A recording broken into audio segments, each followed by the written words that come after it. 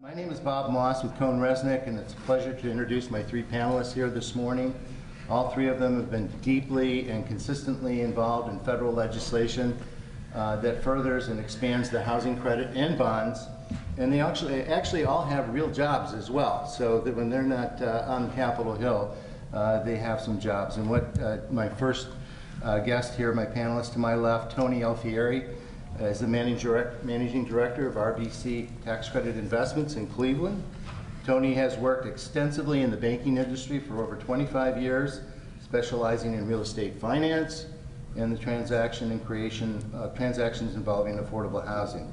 And Tony makes quite an effort to get to DC. I think you actually might live there because you're there so often. I used to live there, but getting back is actually pretty exciting these days. Yeah, it is exciting. And of course, Rick Goldstein. Rick has been deeply involved in the low-income housing tax credit since its inception in 1986, and maybe before that, I think, and represents syndicators, investors, developers, and other participants in transactions with the housing credit. Rick is one of the go-to guys in Washington when you need information on institutional knowledge of the credit, the program, and Rick actually does live in DC.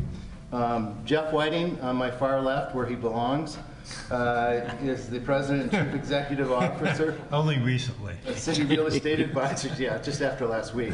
And has been active in affordable housing since 1989. And Jeff provides a ton of leadership in Washington, and he's always thinking strategically. And he has a regular seat on the flight from Indy to Reagan. I know that too as well.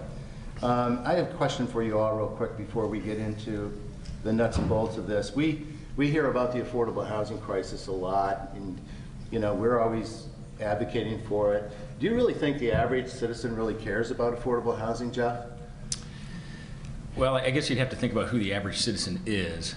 And if the average citizen is a first responder, a school teacher, somebody right out of college that is looking at paying $2 a square foot for rent for their first apartment, then yes, we have a housing crisis to the average citizen. On the whole, I think there is a housing crisis. And in our portfolio, and I think Tony can address this as well, we're seeing the occupancies continue to rise. We're seeing rents in the affordable housing portfolio continue to rise. We are not keeping up with the demand and the supply. There's an imbalance with that. And from my perspective, the average citizen, if they were to really look at this and consider the average citizen the 99%, not the 1%, yeah. I think there is. Yeah. There is one. I would measure this by the number of times you see political ads, particularly for candidates for federal office, using the term affordable housing. Has anyone seen an ad using that term? So it's not as much on the radar scope as I think any of us up here would like it to be, or that anyone in the audience listening to this should want it to be. And part of our job is to raise the profile of the issue, but it is a challenge. There's a lot of complications to this. Jeff hit on exactly the right point in terms of a first responder or a teacher, somebody who you want to have in your community, you need to have in your community. If your firefighter is living 40 miles away because they can't afford to live anywhere near your more affluent community, and you have a fire in the middle of the night and have to wait an hour and a half before the firefighter gets there, you realize immediately how important affordable housing is, and that's a challenge for us. Yeah, likewise, I think the average citizen does care about affordable housing. I think it affects so many people that you're going to end up knowing somebody that is in a situation economically where they do have to depend on affordable housing. So it is a problem of the masses. As Jeff indicated, it purely from a portfolio standpoint or a statistic standpoint, we hear these statistics, but it becomes real when you end up having a developer partner that you deal with that basically has a wait list that goes on and on and on, hundreds of people on a wait list. So from the statistic standpoint that we hear about to the personal standpoint of actual names on a list, yeah, it's a problem, and I do believe the average American knows it's a problem. It certainly seems like whenever we have an affordable housing article in a newspaper that has a blog section, you see comments from some people like, well, they're getting a handout, I'm not getting that. So it just seems we need to try, let's talk about this at the end of our session a little bit, but I wanted to start out with that because it sometimes seems like we're not getting through with Congress, but wondering about the average person. Rick, I wanted to talk to you about Senator Cantwell and Senator Hatch. In terms of Congress, last fall we were really successful in getting the 9% credit fixed, the rate fixed. This summer we have the release of the Cantwell bills. There's 2 bills, Rick. So what was in the first bill and the second bill, and what is significant to the industry? First of all, let me just say that Senator Cantwell is giving a definition to what it means to be an advocate, a champion on the Hill with the efforts that she has made. As Bob mentioned, she's introduced 2 pieces of legislation that pertain to the housing credit that are very, very significant. I'll get into the details in a second. And most amazingly, she was able to get Senator Orrin Hatch, a Republican from Utah, who is the chairman of the Senate Finance Committee, to be an original co-sponsor of both of these bills. That is really unusual. Right. It is, as Bob knows, as all of us know, but Bob spends a lot of time on the Hill. It's really rare for a chairman of a particular tax rating committee to be a sponsor or a co-sponsor of a bill that is within their jurisdiction. They like to sort of stay a little bit above the fray and not put their names on bills. So when we were, Tony and I had a meeting with Senator Cantwell along with a few other people a couple of months ago, and her charge to us as we were talking to her about her bill was, you got to get me a Republican. And we went down the list of all the Republicans on, particularly on the Finance Committee, and we didn't even think to go to Senator Hatch. I mean, he's the chairman, he's not going to co-sponsor. Senator Cantwell went to him personally, and she basically persuaded him, you got to go on this bill. He has been a champion of this program in the past, a little less so recently until this moment because he became chairman. But that was a real coup. And really kudos to Senator Cantwell for not only introducing the bill, but getting Senator Hatch to go along with it. So that increases the chances that at some point in the future, it will not happen this year, that the legislation that we're going to talk about may in fact get enacted. So the headline on this is, substantively, is a 50% increase in the amount of allocated credits. In other words, what people think of as 9% credits, the portion of the housing credit cap that gets allocated by the states, would increase by 50%, phased in ratably 10% per year over 5 years. The second part of this, it would fix both the 4% credit for bonds, the 4% credit for acquisition. That's part of the acquisition rehab credit. It would establish a new election for developers to choose what's called referred to as an income averaging election, where the tenants could actually go up to 80% of their immediate income, as long as the average in the building, the project, would be, actually in the project, would be 60%. So if you had 10 units at 80, you'd have to have 10 units at 40 so that the averaging would come out. Yeah, correct. I have a question on that, because as a property manager, how are you going to hit 60% on the nose? Is there a range, like 58 to 62? Is that, or the language not there yet? Well, basically you would choose, there would be tranches.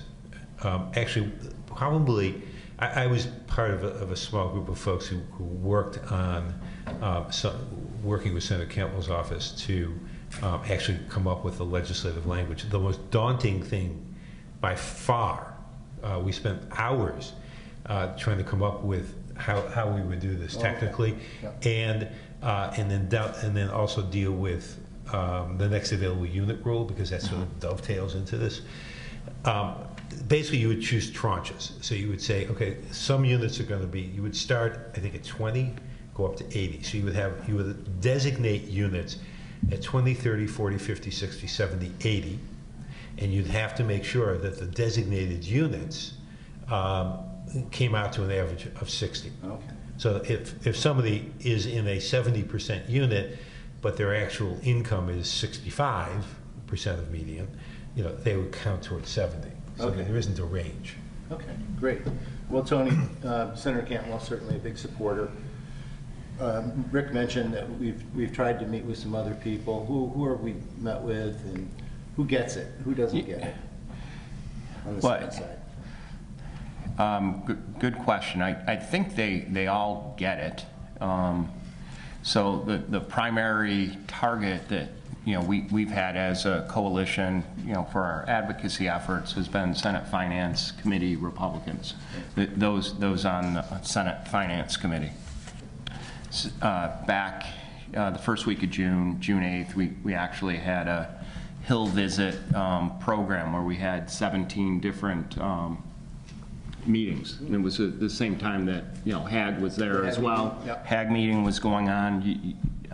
The HAG organization as well was on the Hill, and it's. I have to change that name, HAG. Yeah, Yeah. the Housing Advisory Housing, Group. yeah.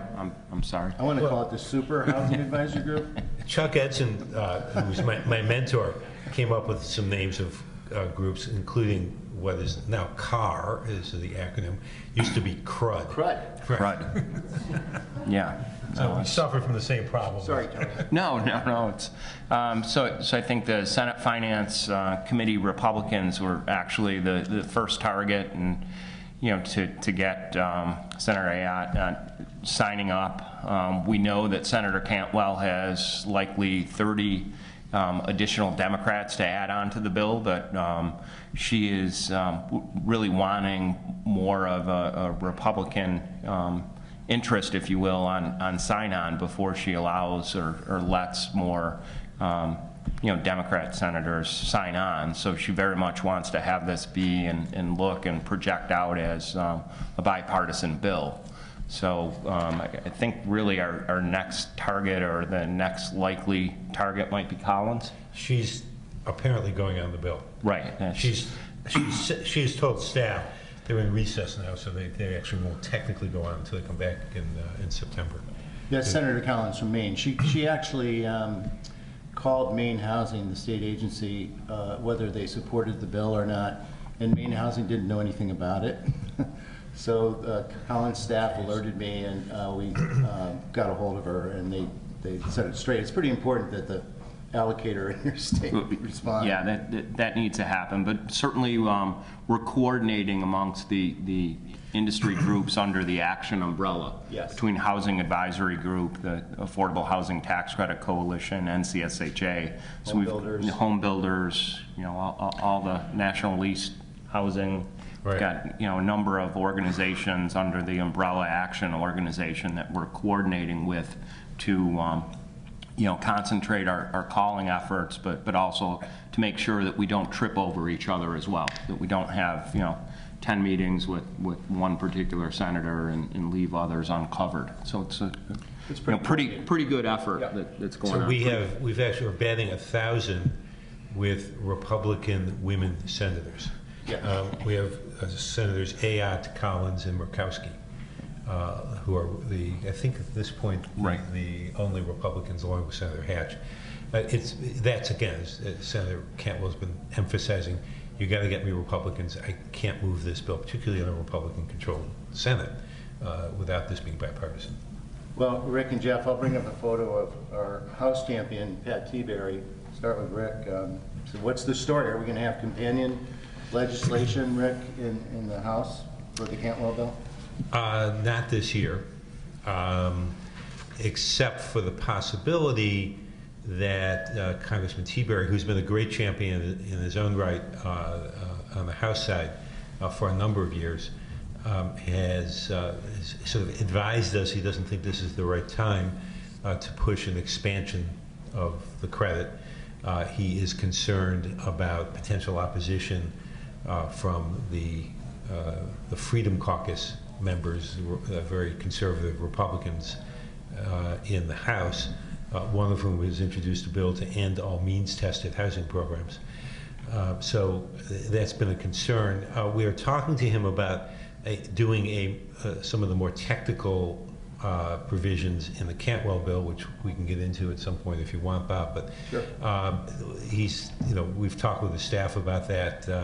I think given how little time is left in the congressional year, which is really about 3 weeks, at least until the election, it's unlikely that he will move forward on that. But we're talking to him, and he's indicated an interest in doing what he calls a 3 yards in a cloud of dust Right. kind of bill, allusion to the former coach at Ohio State, Woody Hayes, whose offensive strategy was exactly that, 3 yards in a cloud of dust.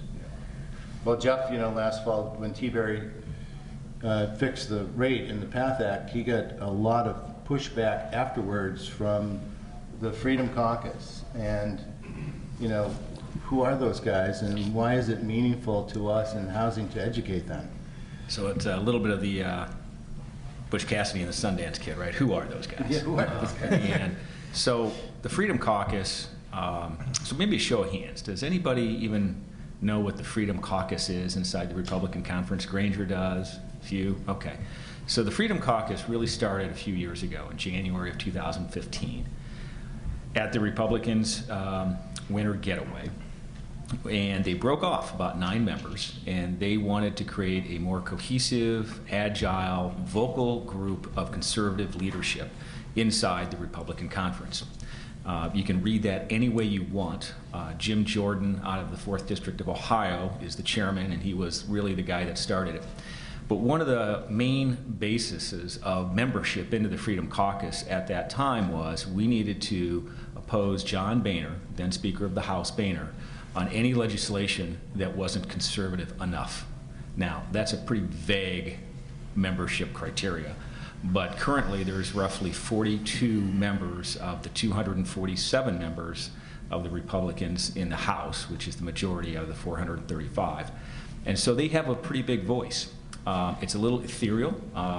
Some members are members, some don't admit that they're members. There's not a formal list. There really isn't. It's kind of a They keep it secret. there's a vagueness to it. I think there's a handshake involved, but nobody's confirmed that for me. Some admit that they're on the periphery, such as Congressman Todd Rokita out of Indiana, who has a regular lunch with the Freedom Caucus, but he's not a member of the Freedom Caucus. Does he have to pay for lunch? I don't know. That's a good question. I'm not even sure where they ate because he couldn't even tell me that. And so what they really are is a voice in their minds and to a very conservative piece of American politics in their districts. Now, every one of the members of this caucus is in a pretty safe seat. And if they aren't conservative enough, they'll be primaried.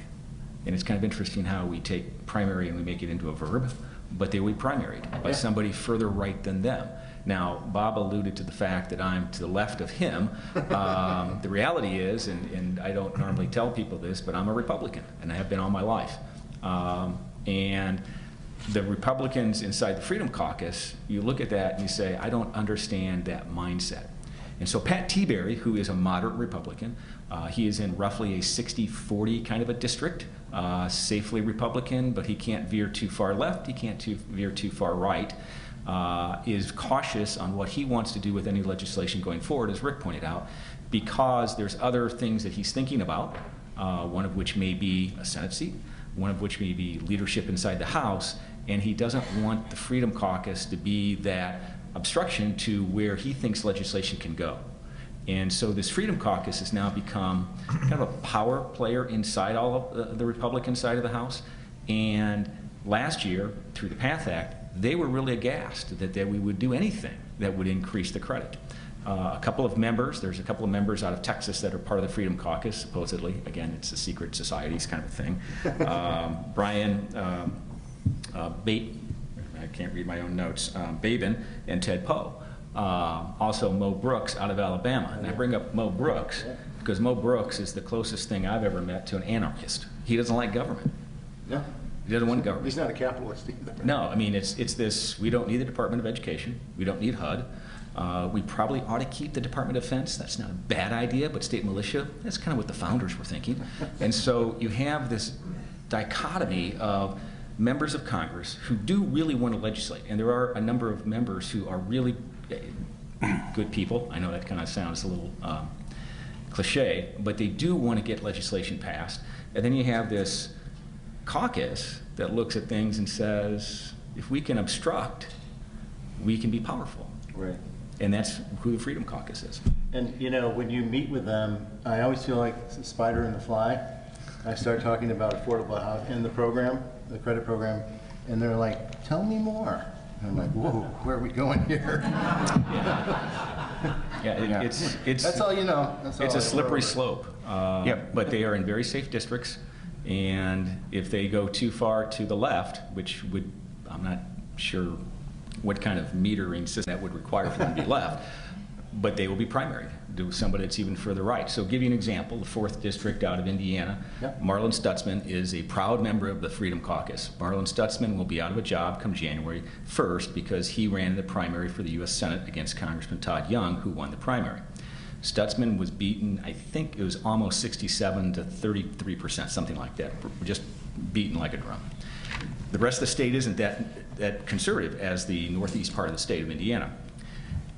But the guy that won the primary is more conservative than Stutzman. So you have this just perpetual cycle of caucus members that are bubbling up through the ranks, and you just scratch your head and you say, I don't see how this ends, but for a mass turnout in November that completely turns the House and the Senate over, which in the House is going to be virtually impossible because I think it would take 30 seats to turn the House, and that's virtually impossible. Well, let's talk about that real quick, Tony. I'm sorry, go ahead. Yeah, I just wanted to jump in a little bit and offer some commentary on, you know, what Pat ended up telling us and really our actions, you know, after that. So when we met with Pat, and you know, he described the meetings he had with the Freedom Caucus after the 9% fixed legislation. You know, the comment came back that, you know, it looks like it's a developer boondoggle type of program. Right. So we sat down with Pat and his staff and, you know, discussed this and actually came up with, you know, the talking points around why it's not, and why the developer, you know, certainly they can enrich themselves, but basically they're taking all the risk. You know, all the risk during construction, the operating deficit guarantee type you know, covenants that are in a LPA. So we came up with, I think it ended up being like a 7 or 8 page PowerPoint of, you know, refuting the fact that it's not a developer boondoggle program. Then we actually ended up meeting with the Freedom Caucus, or those that, you know, at least we know that they're on the Freedom Caucus, or they've come out and said that they are part of the Freedom Caucus. So we met with them and, you know, discussed the whole process of, you know, what it takes to put a deal together and the risk taken. And, you know, I think for the most part those meetings went fairly well, and they understood. And, you know, but, you know, again, we haven't seen them turn, you know, relative to their viewpoint on, you know, balancing budgets and, you know, just what the credit means. Well, you mentioned the Senate this fall. We'll switch to what's going to happen in the Senate. Rick, just as the Democrats were exposed a couple years ago in 2014, I think they lost 9 seats within the majority, of course.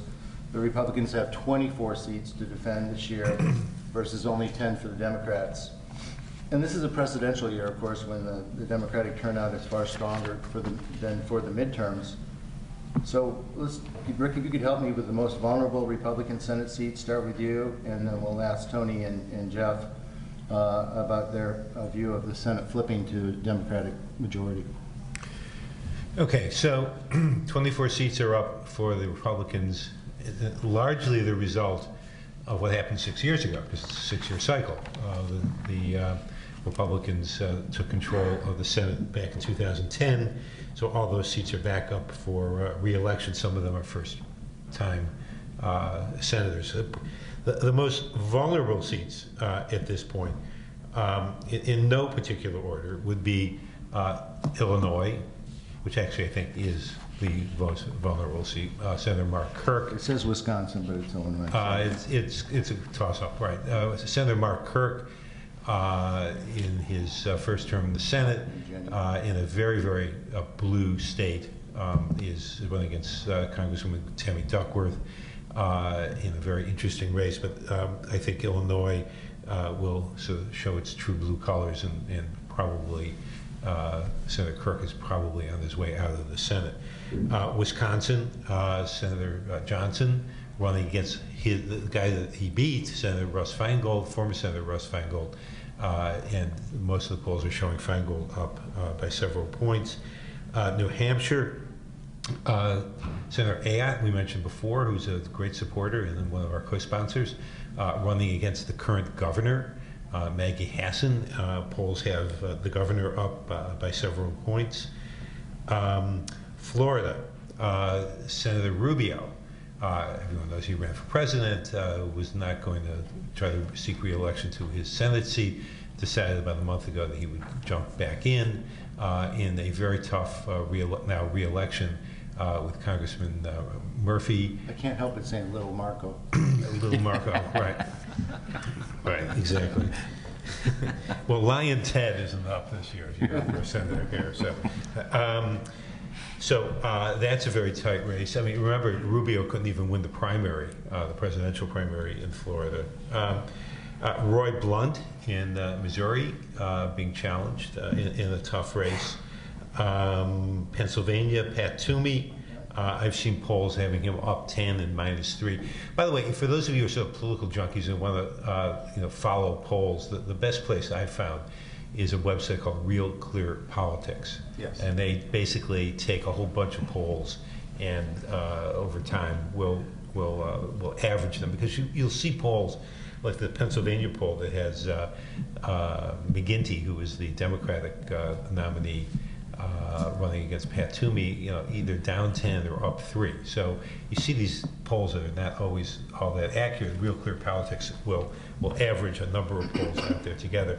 The biggest threat for the Democrats is in Nevada, where Harry Reid, who's the current Democratic leader, is retiring, and that is a fairly tight race. Actually, the Republicans seem to be a little bit ahead at this point. Look, a lot of what is potentially going to happen may well be a trickle-down impact from the presidential campaigns. And I don't know how much we're going to get into the presidential campaigns here. But, Sure we will. Okay. So, there's going to be an impact. I mean, you've got Donald Trump, obviously a very controversial figure, running against an almost equally controversial figure in Hillary Clinton. And so that, as Bob pointed out, Democratic turnout tends to be a lot higher in presidential election years, so that favors the Democrats, and down ticket will favor the Democrats in a lot of these races. Well, let me pull up a slide of who might be out as the majority leader in the Senate and who might be in. And Jeff and Tony, what's your take on the Senate flipping? Do you think it'll happen? So it's 54-45-1, one being Bernie Sanders, who caucuses with the Democrats. So, call it 54-46 for math purposes. It means 4 seats need to flip. And I think, Rick, you listed 1, 2, 3, 4, 5, 6, 7, 8 seats, something like that. Something like that. I'd add one more, which is Indiana at this point. Oh, right. Yeah. Which is now a toss-up. It was a walk through the park for Congressman Young, who I mentioned earlier ran in the primary against Stutzman and won. And then all of a sudden, his opponent, Barron Hill, decided he didn't want to be the U.S. Senator or run for Senate, and Evan Bayh, who was a two-time governor, two-time U.S. Senator out of the state, jumped in with a $9.3 million war chest that he hadn't touched in 6 years when he left the Senate. So he has roughly 7 times the amount of money that Todd Young has right now. It is going to be a brutally difficult race for both candidates. Indiana is mainly a Republican state, but Evan Bayh is a favorite son, so it's going to be very interesting to see how that plays out. So I think the Senate flips. If I was a betting man, which I'm not, but Yes, you are. okay, a little bit, maybe just a little bit. But I think there's 4 seats that are clearly within the grasp of the Democrats, and so I think you end up with the man on the left, appropriately there, Chuck Schumer. I think that's, I'm trying to look through your elbow there, who would be your Senate Majority Leader. Yeah, I agree. I think after the convention last week, we passed around an article this weekend to talk through a Republican rallying cry to, even if you don't like Trump, and even if you're not going to, perhaps vote for him on the presidential side, basically a plea to still show up at the polls and, try to keep the Senate Republican. So, I would agree with Jeff's assessment and Rick's assessment as well that, the chances are that it will flip. And as Bob pointed out, we're really of the housing party. Right. And I'm having Ron Wyden as Senate Finance Chair isn't such a bad thing for the housing party. And Maria Cantwell, who will have more of a prominent role in Senate Finance, isn't a bad thing for the housing party. And so we might start to see some real substantive legislation get through Senate Finance. And Ron Wyden actually loves tax credits. So he's developing strategies around the possibility of an infrastructure tax credit. He's done that. His staff has worked on that really since the beginning of last year. He's coming out with a new proposal for perhaps a more moderate income housing type credit. So it's that would be beneficial to our industry, I believe. Maybe like a workforce housing credit, something new? Right, he's talking about going up to 80%? Yeah, 80% of median, yeah. So just to be clear, a 4-seat flip would then make it 50-50, and it would be, ties would be decided by whoever the vice president is, so then it depends upon who wins the presidency. So the Democrats need 4 seats if Clinton wins, need 5 seats if Trump wins to get the majority. I think either of those are very doable at this point. Tony, when we talk about advocacy, you mentioned the action campaign. This is a fact sheet for the state of Texas. Can you really tell people who the action is and how we work together? Sure. I think the leadership of the Action Coalition is derived both from Enterprise and their housing policy group, as well as NCSHA and Barbara Thompson and the folks that really are part of the legislature process of NCSHA. But within Action, it's has within it the umbrella of expanding and protecting affordable housing. So you have a number of constituent groups that are also part of Action, and we started doing this during the downturn, and really with a necessity to speak with a common voice and to have common goals. So the Action Coalition, they meet weekly. We have calls within the board around that, and that's again separate from each of the different organizations under the umbrella. I think for the coalition, I'll speak on behalf of the coalition for a little bit. The Affordable Housing Tax Credit Coalition, AHTCC, which Tony is president, and Jeff is a former president. They kicked me out. And I'm counsel. Your counsel. Yes, you were deposed. Yeah. Yeah. They allow it So- back into frequent meetings, but. You know, we started the year with a you know, pretty broad legislative agenda and really wanted to, you know, expand the credit. That was the goal of the, you know, what is the Affordable Housing Tax Credit Coalition. So obviously we've worked closely with Cantwell and now Hatch and staffs to go and advocate and lobby for that. But during that whole process of understanding what was happening on the House side and the meetings we had, you know, Bob, you were at that meeting, Rick, you were at that meeting. We, you know, just ended up coming away after his council saying that, you know, the education process for, you know, telling the story of what a low-income housing tax credit is, that education process isn't over.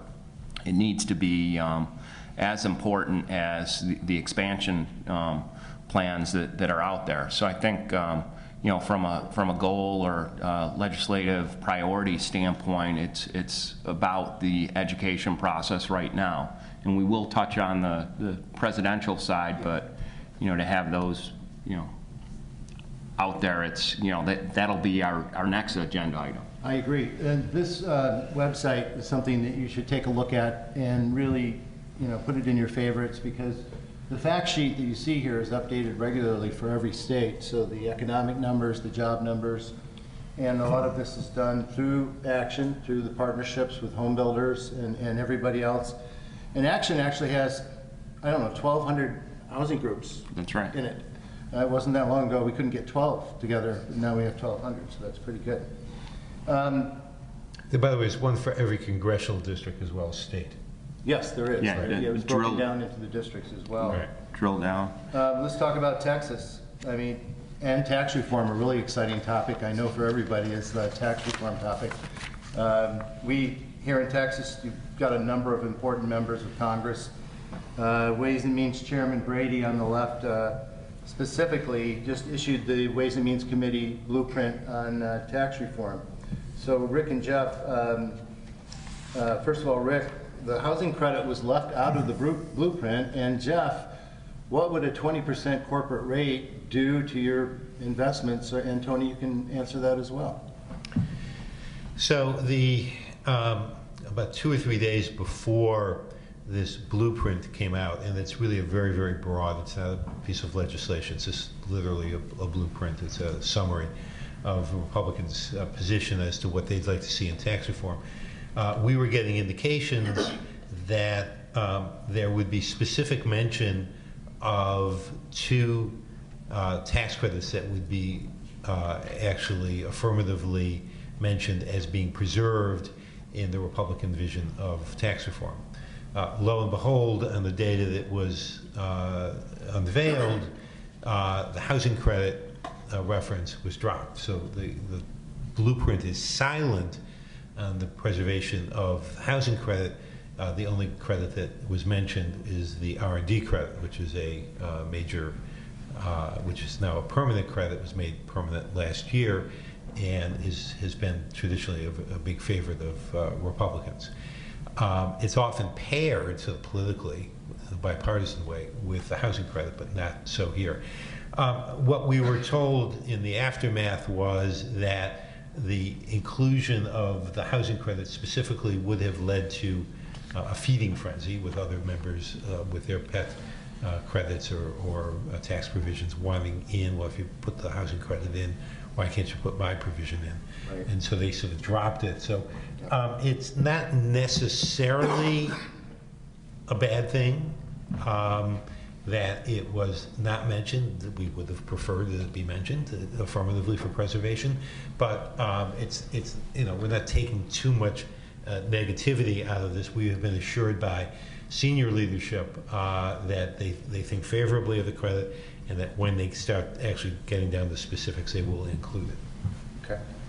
So lowering the corporate rate from 35% to 20%, I mean, what does that do to investor appetite on the credit? Well, it certainly will be a chill, and you would see a corresponding rise in, or a decrease in the price per credit. just because yields have to maintain their consistency as to where they are now, which are pretty low. And I'll talk about yields in a few minutes.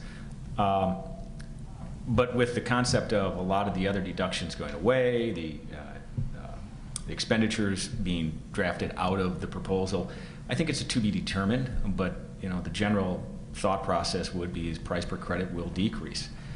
I want to go back a little bit to a lunch that I think all of us might have been at with Pat Teaberry back in January. Yeah. And we were talking about the concept of 28% or 20%, and Pat said it is really hard to get below 28%.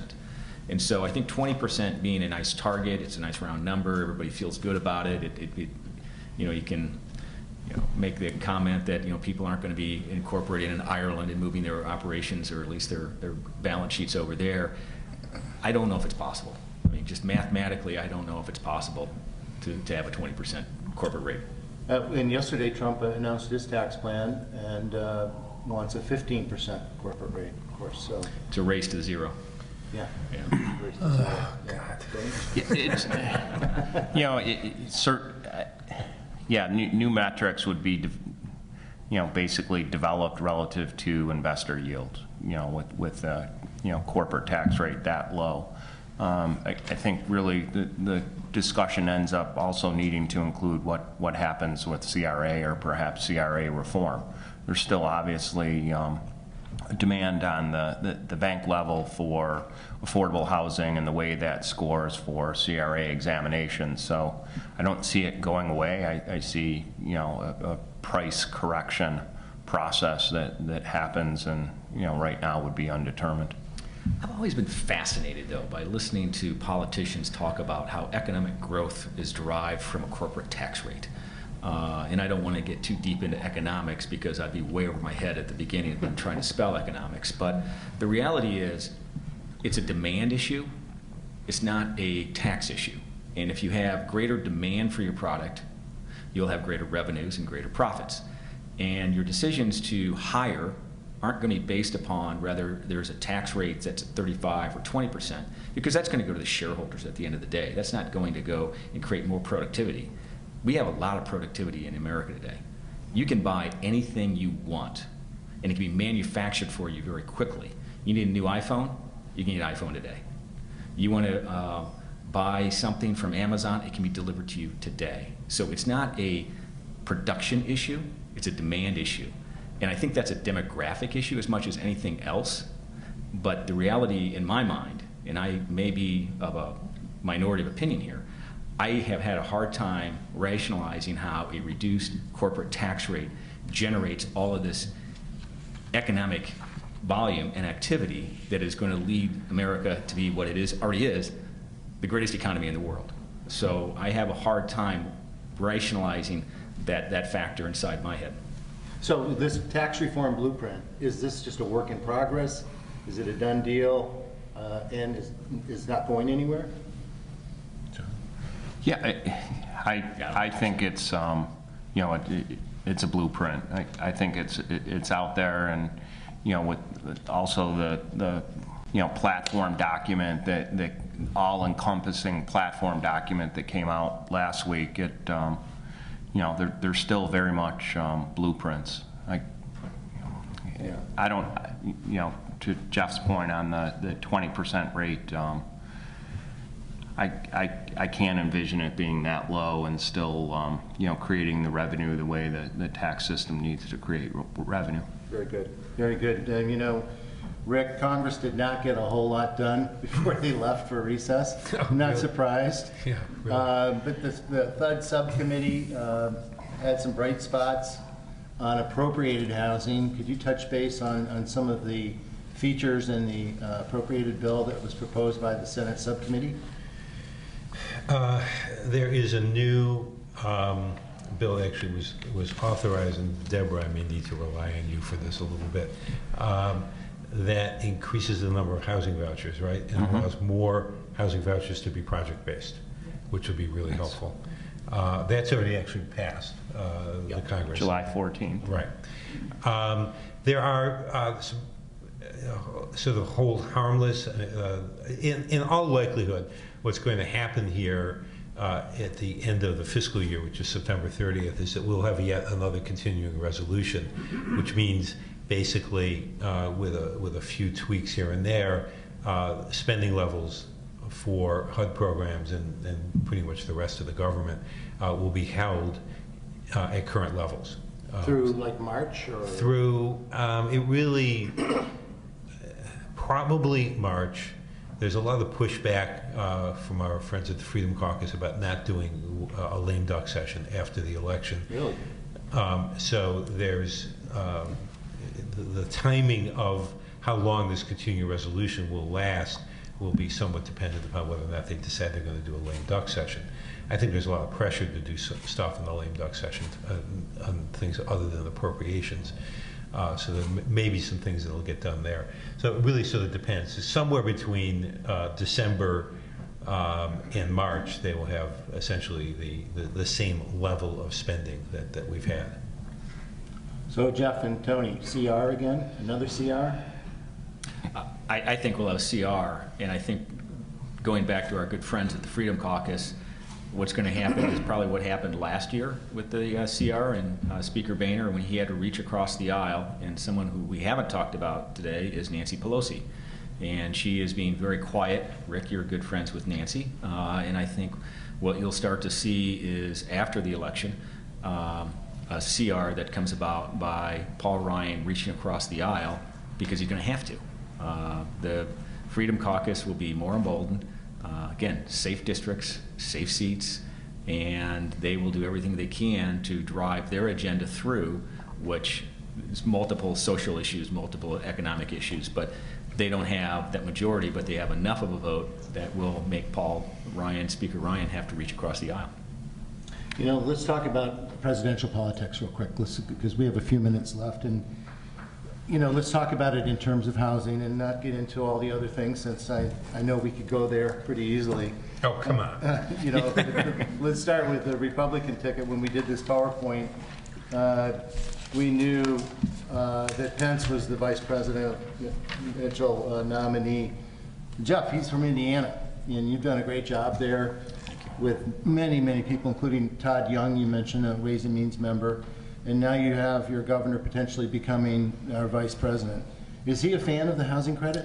He is. He is a housing proponent.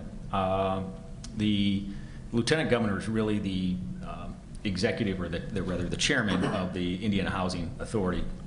But the governor, candidly, if he was thinking of 10 things on any given day, housing credit was probably number 11. But it works well. He understands the components of it. He understands the capital formation with the private markets, and he is a proponent of it. So to that end, if he can have any influence inside the Trump platform of where they're headed with it, we think that's a positive. Well, now we know Tim Kaine's background a little bit, right? I don't know anything other than he was a federal housing attorney. Rick, do you have any background on Tim Kaine at all, or his role?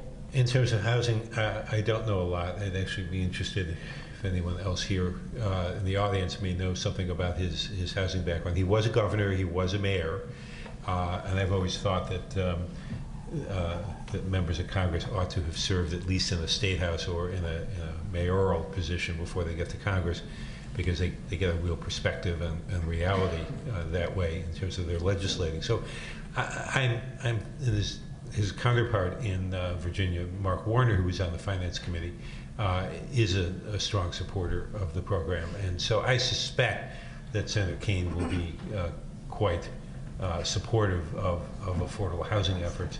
The Republican and Democratic platforms in this regard are pretty starkly different. Let's talk about that real quick. Well, the Republican platform has a page or so on housing policy. The word affordable, however, does not appear. And the discussion about rental housing is about one sentence. It cites the statistic, which is one of my favorite in terms of showing how critical the need is. It cites the fact that there are roughly 12 million households who are paying over 50% of their income for rent. And that's a very powerful argument. And the statistic that I typically use, if I've got one that I've got to pull out in terms of showing what the crisis is. Other than that, they don't mention rental housing. It's all about home ownership and pushing back about affirmatively furthering fair housing as usurping local control of land use decisions. And it's interesting, let me just jump in right after the statistic that I think it's the next sentence or a couple sentences later, it's scale back the federal role in housing. Right. So it's Correct. It's Is that GSE reform?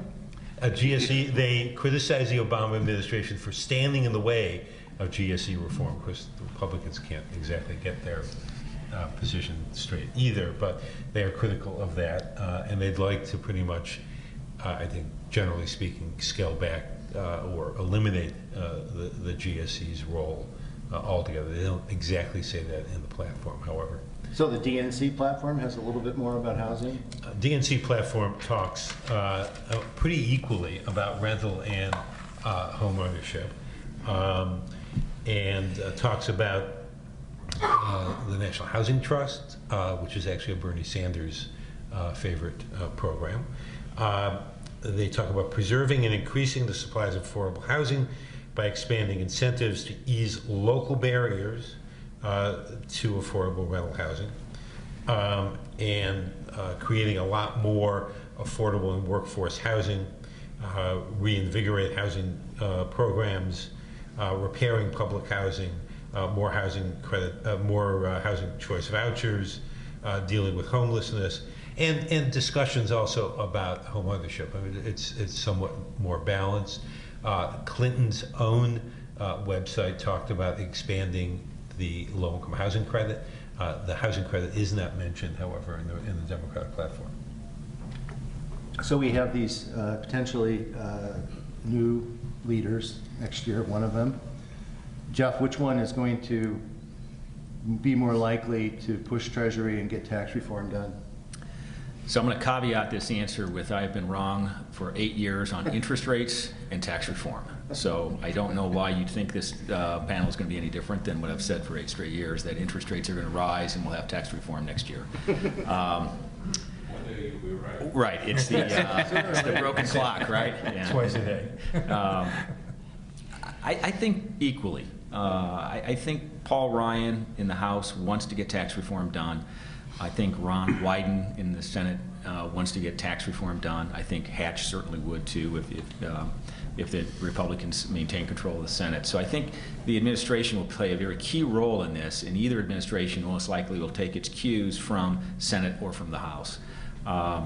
There's some inside baseball inside that when Trump met with Ryan, and I don't know if any of you guys know this, I was talking with Jackie Werleski out of South Bend, and she was part of the Trump conversation when he went to the Hill, and he basically said, what do you guys want to do? You tell me what your tax rate, I mean, it's kind of a corporate CEO attitude, right? Which you tell me, bring me an idea and I'll tell you if it works or not. And that was what he told Paul Ryan, which is part of how that blueprint came out so quickly with Brady, I think, which was tell me what you want to do. So I think you've got really two forces, both in the House and the Senate, that want to see some type of tax reform. So I think either administration is equally possible that we'll see tax reform next year. Again, remember my caveat at the beginning of this conversation. Well, you know, we started this conversation talking about advocacy, and before we take questions from the audience on the steps we should be taking with Congress this fall, what's our general strategy for next year? How can folks get involved in doing what you guys are doing? You know, this is going to sound really you know, boring, and I know you've all heard it before, but it's the ground level advocacy of, you know, showing a member of Congress or Senate an actual project. That is far and away still the most impactful type of advocacy and education that we can do.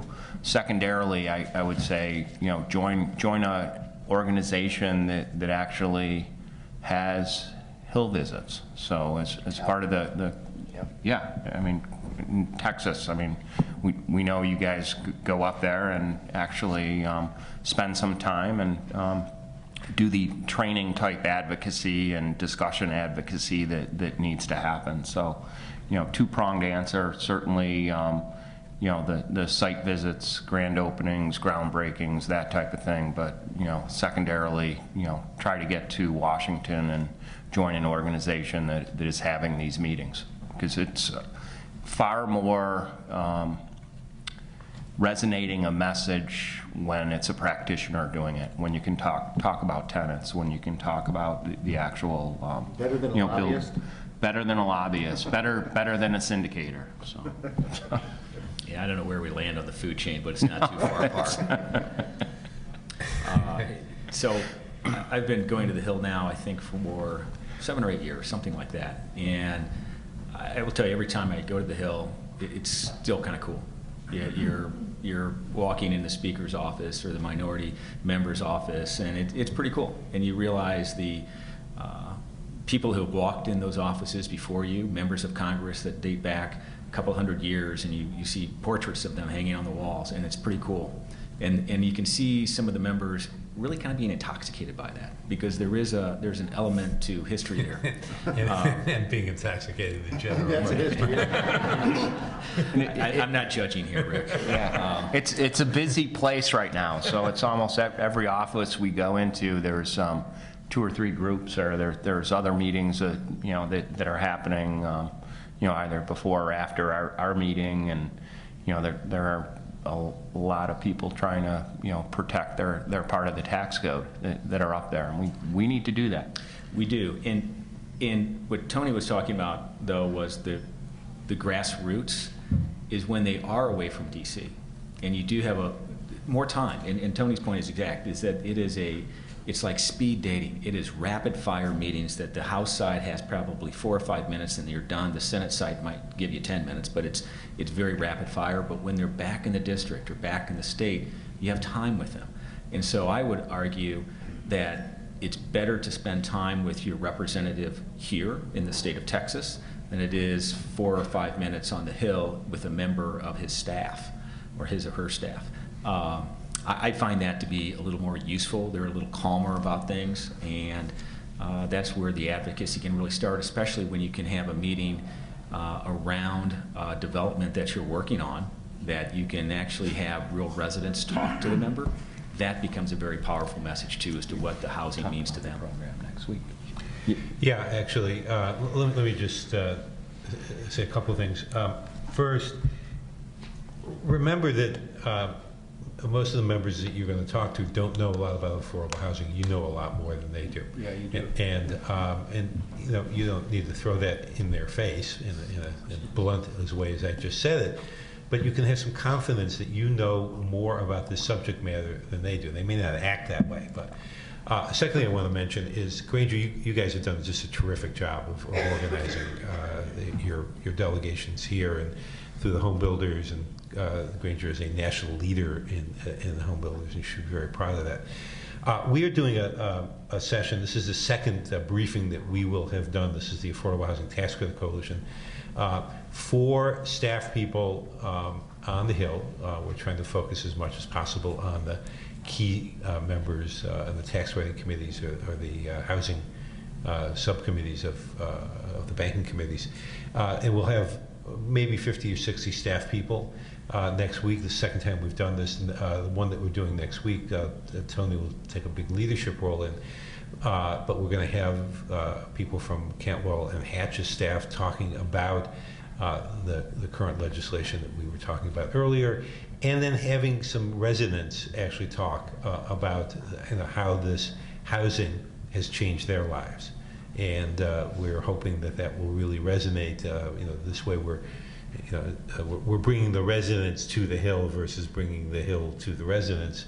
And hoping that will really resonate. There'll be some emotional connection to this as well. In the first one we actually had right at the end of March, and that was more a panel led by Michael Novogradac, and it's almost like the life of a deal type of concept. We had investors there. We did actually have a tenant as part of that, but a developer, for-profit, and a nonprofit developer there. And Syndicators. Syndicators, so it was Investor. an education type process. And this one, as Rick mentioned, will have the personal interest stories of tenants. So we'll assess which one is more effective, and we'll probably do this 2 or 3 times a year to expand the education portion of our job.